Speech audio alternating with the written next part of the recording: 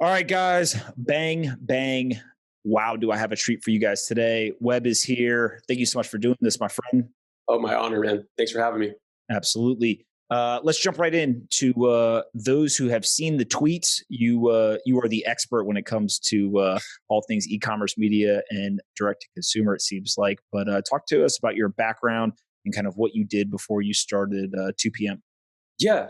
So I've spent my career mostly in e-commerce. I would say my first big boy job was marketing at Rogue Fitness, one of I would say the nation's preeminent direct to consumer fitness manufacturer. Learned a ton about customer acquisition and a lot of the components of the business that you don't get to really see in larger organizations. And it's a big company now. Really proud of what they've done. Um, Left there, went to Mizzen in Maine, co-founded that with Kevin LaBelle. That's continuing to grow. Really excited to see that company exceed expectations. And from there, I decided to not be an entrepreneur for a while. So I worked for a few folks. I was, focused on e-commerce at uncrate.com. And then I was director of e-commerce at Gear Patrol.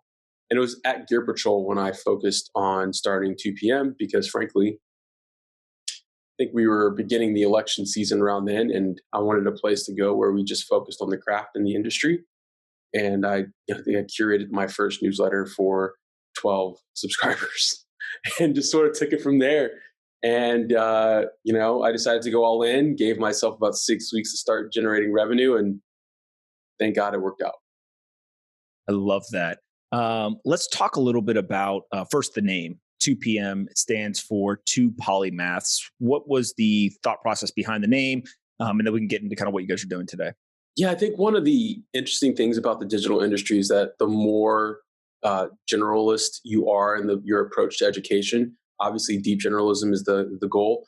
The more you can sort of see the interconnectivity, I want to call it neural pathways between ideas and concepts and industries. And I think that other industries solve your industry's problems, right? So if you're an e-commerce person and you focus solely on retail and all that nonsense, I think one of the things that you can find is that it's usually the adjacent industries or maybe the arts and sciences, that you can sort of rely upon to help you, I don't know, fill voids in your strategies or address issues that maybe, you know, traditionalists wouldn't see because they're focused solely on their craft. And I think that's sort of the goal with 2PM to help you build new neural pathways between ideas.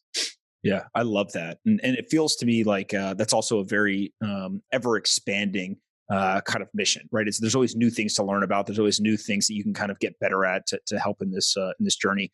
So when you get started, you said you curated a newsletter at first. Talk us just through kind of the evolution of the product, kind of from where you started to what you guys are offering today.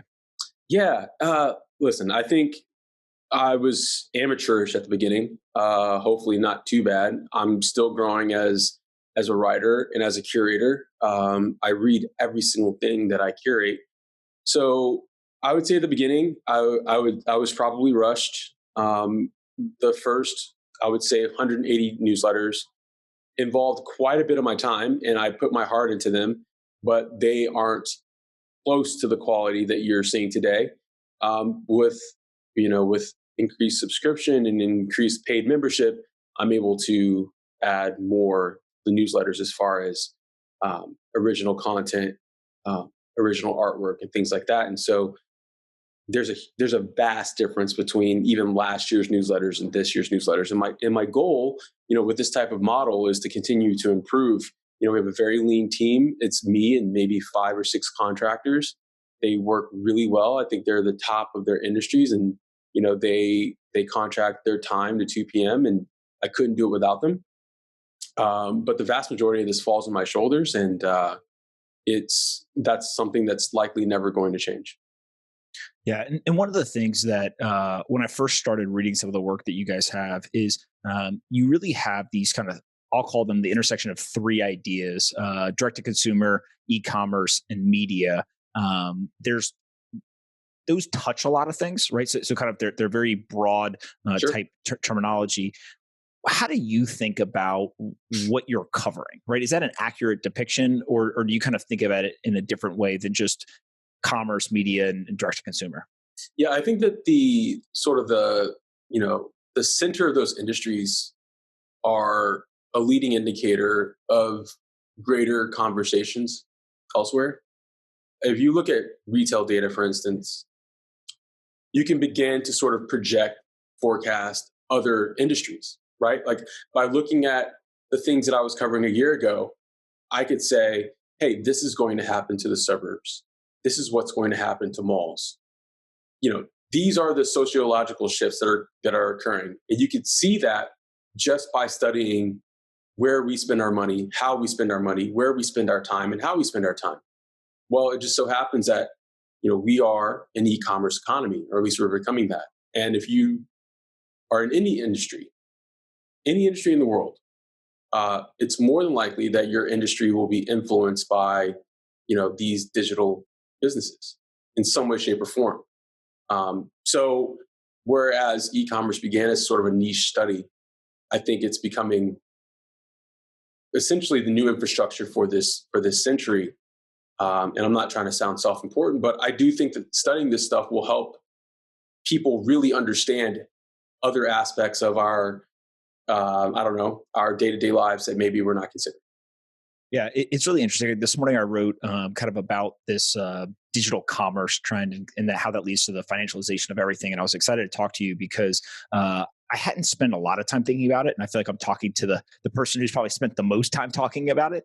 But the way that I kind of came up with the framework in my head was like, we started out with like simple things, right? Like buying books. And then it evolved to everything from you can buy, groceries and electronics and kind of all these items that I think are now ingrained in people's heads and associated with e-commerce.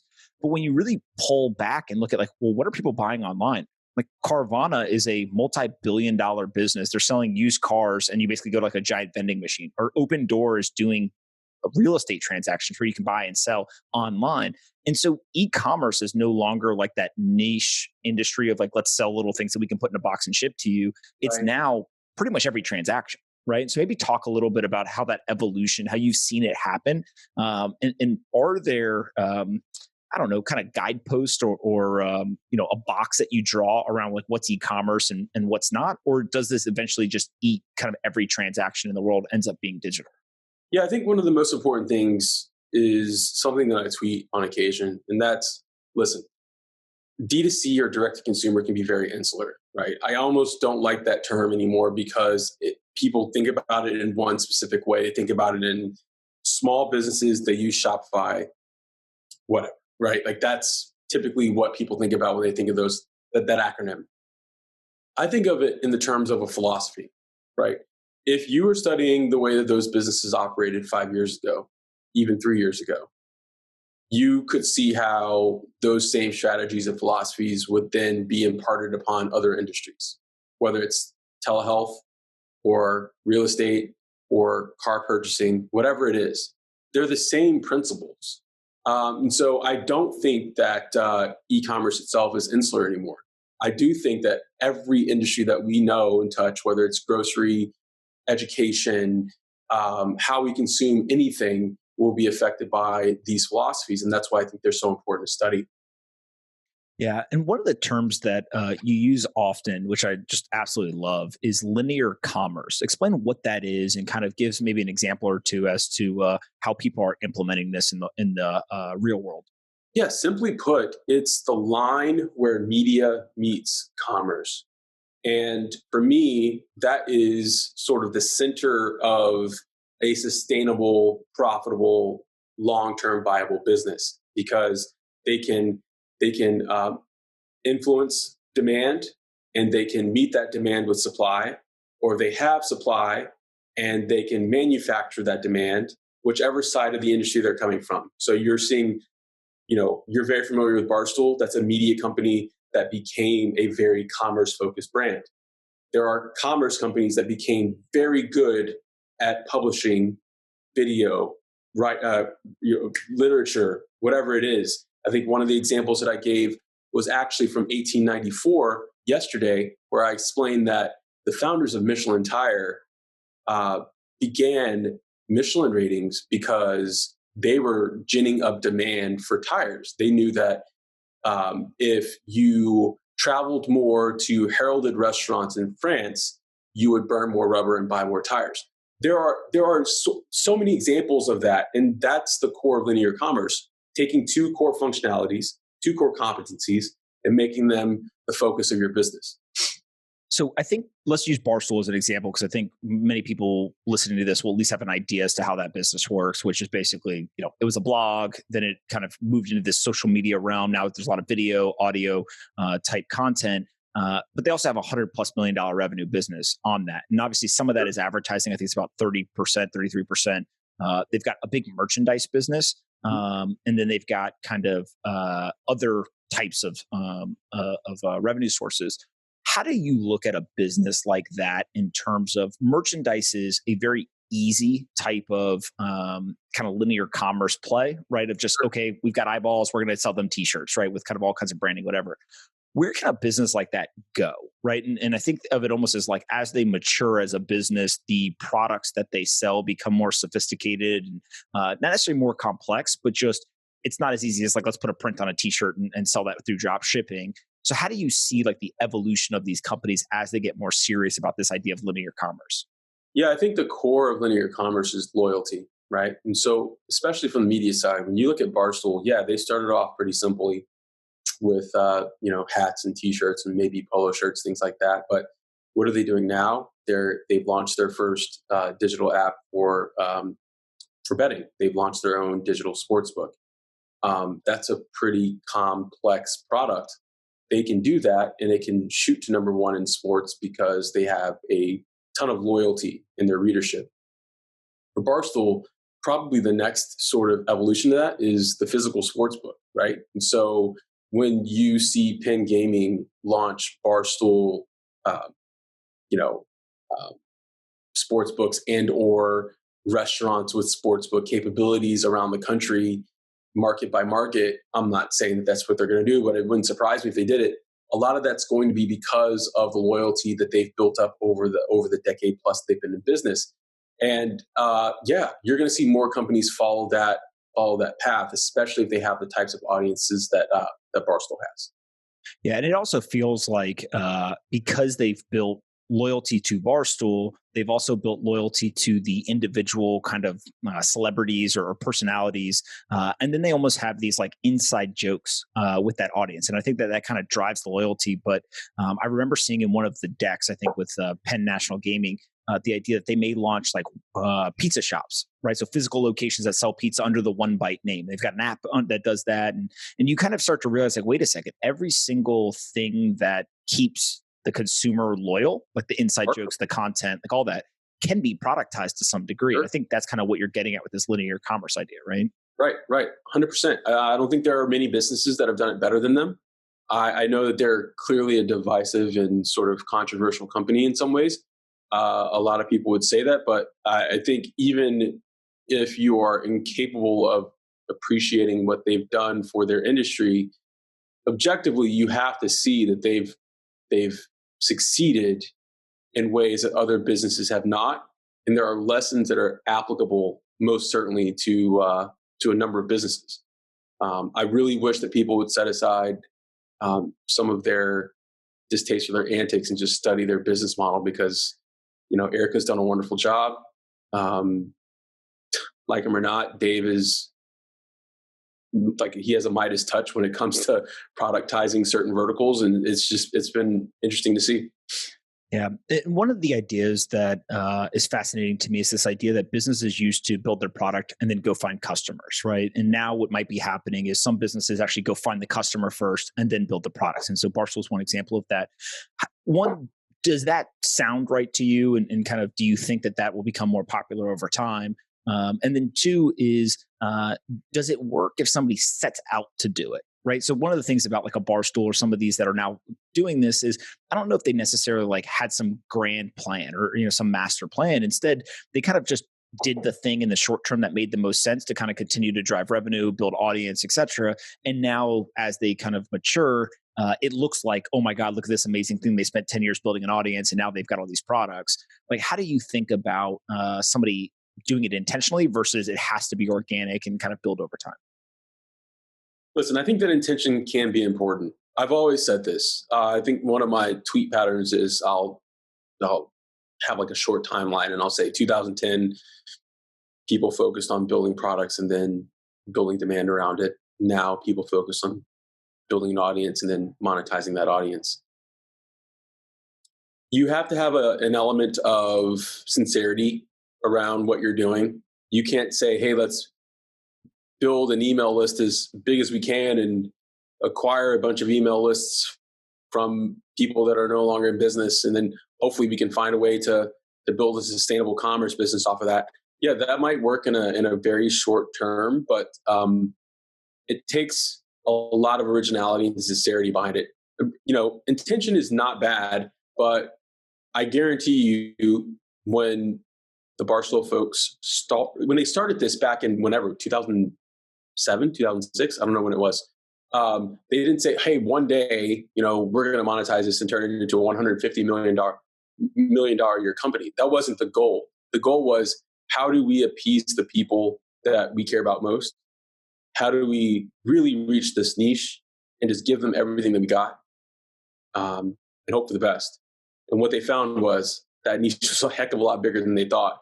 And that's the only reason why it worked, right? They were so sincere about what they wanted to accomplish early on. Yeah. How do companies think about this if they don't have the benefit of starting today, right? So they've already built a product and kind of they look more like a traditional company.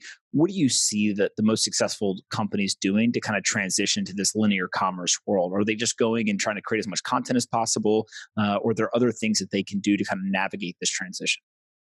I think it's a really good question. I think you can sort of use 2PM as sort of a microcosm of this right now. I mean, the first 180 letters at 2PM, they were free and they were published in my spare time after work, typically, or before work. And that was the goal. I was like, I'm going to get to 180 letters. I'm probably going to stop. And I got to like 179. I'm like, I sort of want to continue this because there are people that are reading this that I would have never been able to introduce myself to. And that's just a really cool resource to have. Let's continue this. I should probably find a way to monetize it because I can't do this anymore in my spare time for free. And that's when I decided to make the pivot to WordPress. And I think I pivoted from, I forgot the platform that I was originally using, but I moved to MailChimp and I spent a little money on design. It was a big chunk of money for me at the time. And eventually it became, okay, how do I productize some of this so I can make a living and not have to work two jobs right now? And that's sort of how that worked. Now I think 2PM has 5 or 6 products. So, when I get notifications, they're never the same. There's 6 ways essentially to transact on the site. But at the core of everything that I've done, it's all been, how do I serve this particular industry that at the time was very niche? I think what we're seeing is that the e-commerce industry is not as niche as we once thought. Yeah. And so when you thought about monetizing, there's obviously a bunch of different ways you could do that. You could do everything from advertising in the newsletter. You could do subscriptions. You could do affiliate links. You could do kind of merchandise or commerce. How did you think about kind of sequentially rolling out those 5 or 6 products from a monetization standpoint?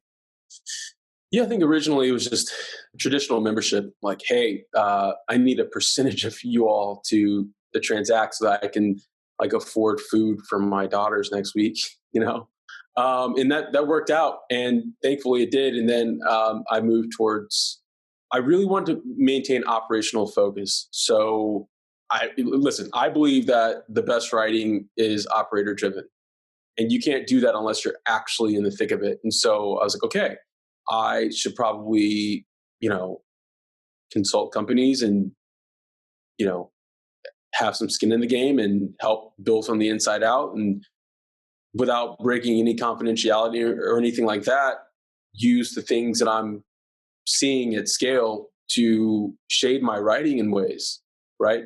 To show that, hey, there's still things that I'm doing on a day-to-day basis that when I do write about them, they're based in actual doing and not just observation. So that was the impetus behind the consulting. And then there's just smaller packages and a few other things on the site that you can do. And I'm always surprised whenever people transact, but so far so good. Yeah, and one of the things you tweeted recently that I found really fascinating is you basically were saying, look, if I was to start a D2C brand today, I would go after product first, then I'd go after distribution, and then I would focus on brand. Yeah. When people think of D2C, I think this goes back to the conversation around like they have a specific type of company in their mind, right? So maybe like a Casper or whatever it is, Yeah. and they think of like really quote unquote powerful brands or well-known brands, and then maybe it's something about the product and then the distribution. And so in my head, like that's kind of the starting point for some people when they hear D2C. Another kind of data point on this is YC is famous for saying, first time founders focus on product, second time founders focus on distribution. And so when I saw kind of your order in terms of what you would focus on, it surprised me a little bit. Maybe talk through like why product, then distribution, and then brand, kind of if you were to build a D2C company today. Yeah, listen, I think that was a very unique tweet for me. I wouldn't normally say something like that, but that was in response to that Bloomberg blending report. I don't know if you saw that. It was really, really interesting. What was the report? He was essentially, it was a great opinion piece. I forgot the gentleman's name, but he was essentially writing that a lot of these direct-to-consumer brands seem sort of idyllic and identical in their approach to messaging, their approach to their marks, their actual physical marks and all that stuff. And a lot of that is the result of what I call the D2C industrial complex. There's probably 10 or 15 agencies that get paid really, really well to produce images and brands and messaging and a narrative around the founders and why they started the company and everything like that. And so you're seeing the same adjectives and the same sort of positioning for every single brand. And a lot of it is being sort of called out because not only are a lot of these brands doing that, and listen, there are a few exceptions in that article. I would like to cite that like the Sill was included in that article, whereas she bootstrapped for the first 5 years. She probably didn't have any business being in that article, to be fair. But the larger point was there is sort of a homogeny about all of it. And couple that with the fact that there have been so few exits and so little liquidity outside of, a handful of founders taking $10 million off the table here and there, which I definitely disagree with. And what you have is sort of a frustration within the industry. The antidote to that is essentially building a product that people actually like, right? And so when I was tweeting that, I was talking about a lot of the brands that actually did achieve liquidity events, brands that did grow on profit and cash flow versus raising the $5 million first, coming up with the brand and the message, then rolling out the product and hoping for the best. There are a number of those companies. And so I cited, Jenny's Ice Creams in Columbus, Ohio. There's Siete Foods in Austin and San Antonio, I believe. There's Bulletproof. There's going back a little bit further. There's GT Dave and Synergy, right? These are companies that are on the way to billion-dollar status, and they did it way differently than the vast majority of direct-to-consumer brands today typically do it.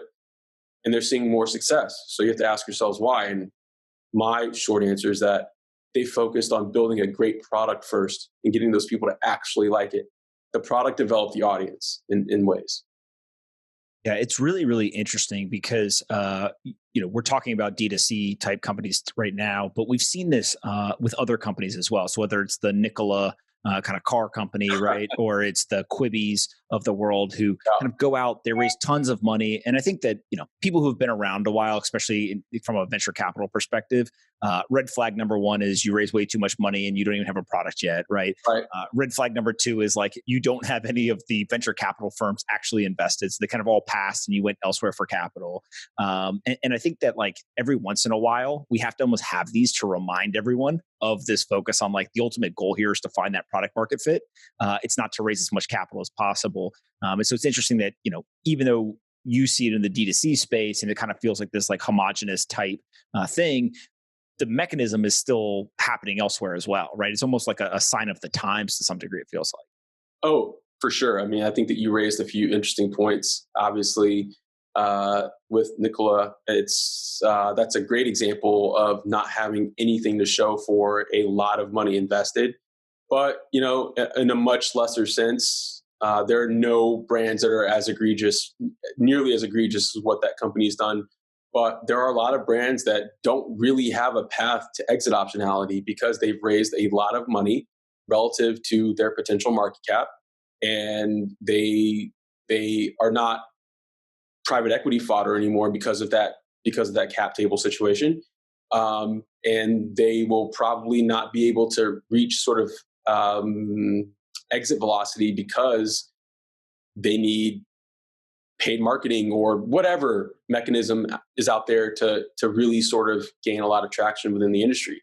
It's just a really weird dance. And I think the only way to beat that dance is to have a product that can put up numbers, what I would say anywhere between 1 to 3 million in the first 5 years in annual revenue profitably before they're really taking on growth capital. If that's sort of the DNA of the company, I think that company actually has a better shot of becoming $1 billion brand than a company coming out of the gates raising $20 to $50 million.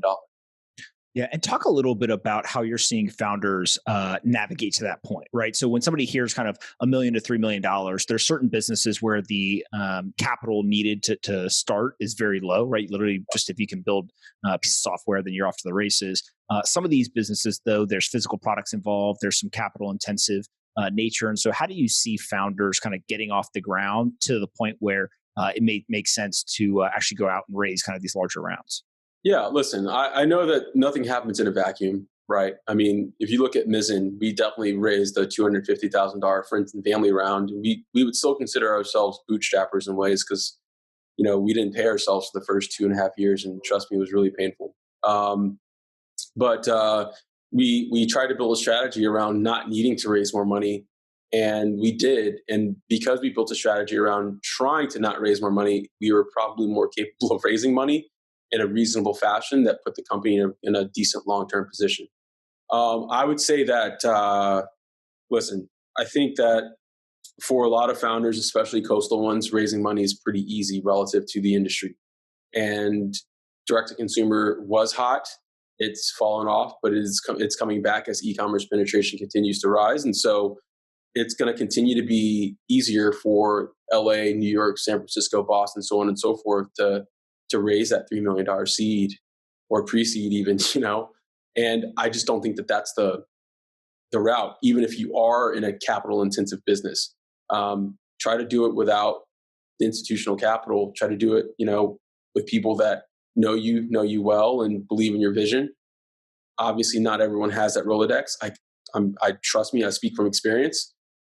We didn't have that Rolodex at the very beginning. It was very hard for us, but it can be done. And, for reference, that entire $250,000 capital expenditure was focused on buying our first run of first generation shirts from Mizzen, which, sorry, Kevin. I mean, I think I can say this now because we can look back on it fondly, but the first generation of shirts, they weren't great. So selling them was pretty difficult, but we found a way to do it. Yeah. And let's talk a little bit about kind of this creator economy. Sure. It's really interesting to me how it's almost like creators are the new small business, right? And what we're seeing is take the Substack, kind of revolution, if you will. There's a bunch of people leaving, and now they've got this ability to kind of do it, one version of where you really started with like this membership model. Do you see those people trying to build out actual businesses, or is this just where writers want to get paid to write, right? And what I keep going back to is this idea of is there a separation between kind of people who want to build a business and people who want to just create, or are we going to see kind of the rise of the hybrid, right? The people who want to create things, but also have the ambition and the skill set to actually build businesses as like the CEO as well. Yeah, listen, I think that's sort of the conundrum that I'm in right now, right? It's like I want 2PM to be a media company, not a person. And so I've built strategies around that.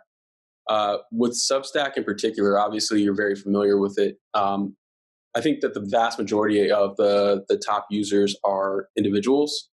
They are building their own creator pipelines. They're not necessarily building media companies.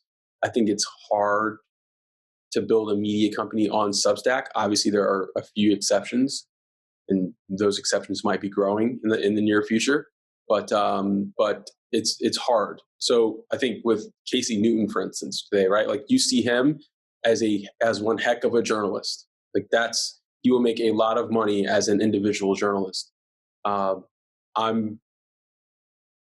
I think it's different than the alternative, which is, I think that I forgot the name, but the group from Deadspin that launched on Substack a few weeks ago.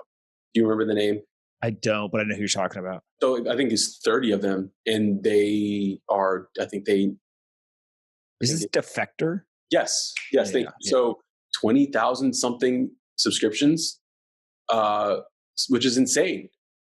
So that's sort of the dichotomy right there. There's the individual, and then there's sort of the umbrella where you hear Defector, but you don't know I can't name a single journalist that's actually writing for Defector, but it's a very valuable organization that could potentially leave Substack and do its own thing and have just as much success. I think that's the difference, right? Like, can you build an audience? Can you build a structure around employing the right people? And can you port that audience elsewhere on your own URL and with your own design, with your own logo work to build a media company? I think that's sort of like the mark that determines that. Yeah, and we've obviously seen this before with like the BuzzFeed, and they came out with BuzzFeed products, right, and kind of put it through. And one of my favorite examples, and the name's going to escape me now, but they do the really in-depth product reviews. Like if there's a watch that says, it's 30 meters kind of water resistant, they literally put it on and go 30 meters down in the water and make sure that it does it. But those types of organizations have found multiple ways to monetize, but they have large staffs, right? They're kind of well funded. In this creator economy, we're almost seeing people start businesses from scratch with no funding in most cases. Maybe there's some kind of personal funding that they're putting towards it, but it really does feel like we're getting back to this idea of like the only people who are going to survive and have the option or possibility of thriving are the people who find product market fit, right? Because they're going to use the revenue to basically fuel anything else they want to do. Is that directionally correct, do you think? It is. I mean, I think there are a number of companies. I'm not trying to sell anyone short because I've seen it happen myself. There are a number of companies that started small and have quite a substantial footprint on the industry. I think an example is probably one of my stops. I mean, Uncreate is probably a great example because, I don't know what the payroll is, but they have no more than 15 people right now. And if you compare them to much, much larger organizations with 60 or even 100 people, the output looks the same. Well, that company started with one person doing one thing, right? And it sort of scaled up from there. So I'm not gonna belittle anyone that starts off as one person because clearly that's the same way that I started. I just know that to build an actual sort of to build brand equity, I think we have to focus more on an inanimate brand and not the person behind it. I think that's the key difference in the creator economy today. Yeah, you've made a number of investments. You consult. You have been an advisor to companies, and you've obviously worked at them. Talk a little bit maybe about. We spent talking about the brands and kind of the companies. What's some of the infrastructure that you're seeing that's enabling all of this, right? So Substack is one that's kind of helping to accelerate it. Are there other companies that people may or may not have heard about that you kind of put in the infrastructure category, but you think will become really important in the future? Yeah, listen, I'm a huge fan of Memberful. They've been my engine for quite some time. There's alternative platforms for publishing. I think Ghost is popping up. Traditionally Klaviyo is an alternative, though it's typically focused on B2B. I think that Shopify is onto something. I've gotten sort of clued in from a few of their folks that they're coming up with solutions for the creator economy themselves. I think it's a very fascinating time. And I don't know if you're familiar with Lee Jen from A16Z. She talks about this quite a bit. There's a host of SaaS platforms that are focused on answering this question, especially as the American electorate continues, and the American consumer, therefore, continues to sort of fracture, right? Like everyone's moving in their own directions. I think the media and commerce will reflect that. Yeah, it's really interesting as well because it feels like while we're talking about this vertical kind of integration between content, brand, products, et cetera, for the businesses, the infrastructure providers have actually stayed pretty independent, meaning that if you look at Amazon, Amazon basically helps you sell things, but also they sell their own things and kind of compete with you. Right. Substack, for example, doesn't have their own publications also on Substack, right? Or Shopify, to my knowledge, doesn't sell products as well as kind of arm the rebels of other people. Does that change over time? Like, do you see a world where the infrastructure providers start to eat more and more of the stack and actually compete with the people that they're helping to some degree? I do. Um, I think that Substack will become its own media company. I think eventually they're going to acquire some of the top performers and sort of build a strategy around their own direct brand of media. I don't know what that focus will be on, but maybe it's local news, whatever. I think they're going to focus on that.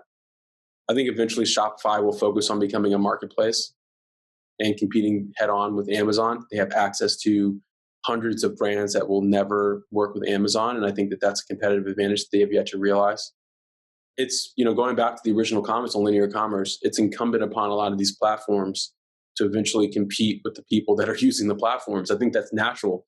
The margins are probably higher if they do that, and it's a lot more long-term viable if they are building those strategies around being their own supply and their own demand. And as you think through how a lot of this is financed, there's been a bunch of attention lately on companies like Pipe and others that are finding ways to, let's say, have more advantageous capital given to SaaS companies with recurring revenue, right? Yeah. I don't think we've seen too much yet, and you know more than I do in terms of either D2C companies or kind of the creator class around financing in a non-dilutive way. Any thoughts there as to like how that part of the industry may evolve to help some of these people access capital, but still kind of remain true to the way they want to build the companies?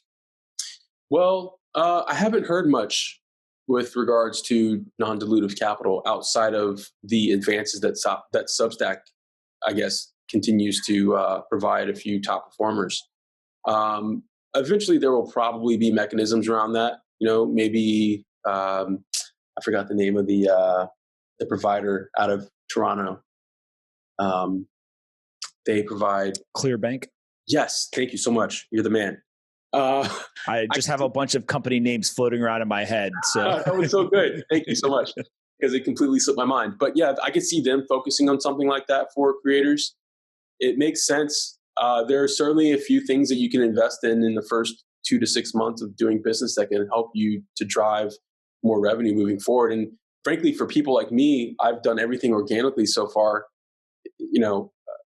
A conversation with Clearbank is probably, I'm not trying to plug them, but a conversation with someone like Clearbank could probably be advantageous for me, because at some point I will probably have to pursue paid marketing and paid acquisition, and it will probably be smarter for my business to do that on top of everything else that I'm doing.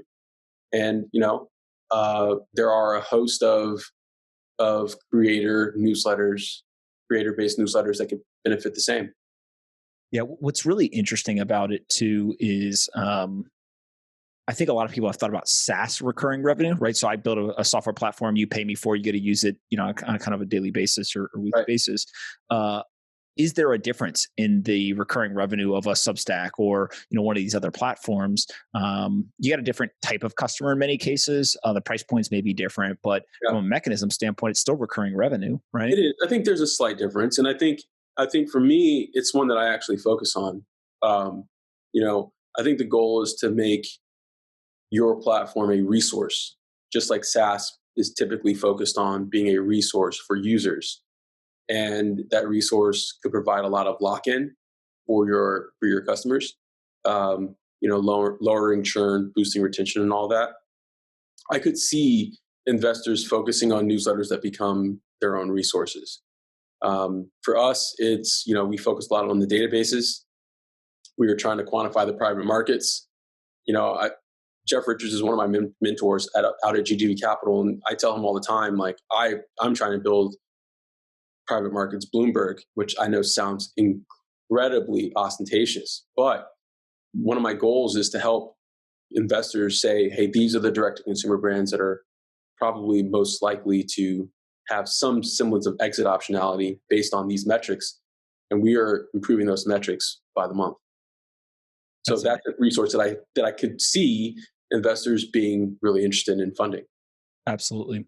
The last thing I want to talk about before we go to the rapid fire to finish this is this idea of membership, right? So you've done a fantastic job, I think, of kind of really directing the branding, the conversation around membership, and not so much a transactional relationship or just like, hey, you're a subscriber, right? Talk about kind of what your thought process is behind membership versus maybe subscribers, and some of the advantages or even maybe disadvantages to pursuing a strategy that's built on membership more than anything else. Well, I think that's really, really important to note. Membership is the most important thing that you can focus on. Subscribers to me are flimsy. They're passive. They can certainly be loyal, but most often, if I think that subscribers as a class are typically less engaged with your product. Members are people that you have a two-way relationship with. So they can email you, you can help them solve problems. If you had a room full of members, the members would feel like they are around like-minded, valuable people. They're like a cohort. And that's the way that I see my members. That's why I host our dinners, to try to get as many of them in the room together as possible. Obviously, COVID put a hold on that for a little bit, but we're kicking that off again pretty soon here in the city, here in New York. And I'm really excited for that. I think those are sort of the elements that can help above and beyond traditional subscribers build a long-term strategy around members that stick with you, users that stick with you. Yeah, I think it's Jared Dicker who talks a lot about like membership basically is the loyalty, right? Going back to kind of where we started the conversation, and it not only is a very aspirational thing, right? But it also starts to bleed into identity. And so if you can do it the right way, that identity, people don't want to change their identity very often, right? And I think that's a really interesting way to look at it. Absolutely. I mean, Jared is onto something. I love the way that he thinks. He's right on when it comes to the delineation between the two. I think that they often get conflated and they're not the same at all. To have a subscriber is wonderful. I mean, that's what we're all seeking, right? Anyone in this economy, that's what we're focused on. But I think what's really going to continue your business and allow you to build on it in the long term, those are members, and they're paying you for the future of your company, not what exists right now. Absolutely. Before we get into the rapid fire, where can people find you on the internet or find out more about 2 p.m.? Yeah, so I'm just at Webb, at WEB on Twitter. You can find me on LinkedIn, just Webb Smith. Obviously, my pride and joy, my non-human baby is 2pml.com or 2pm.inc, either one. I think that's where you will enjoy your time. Getting at Webb on Twitter, a 3-letter Twitter handle, means that you either know magic or you were early. Which one is it?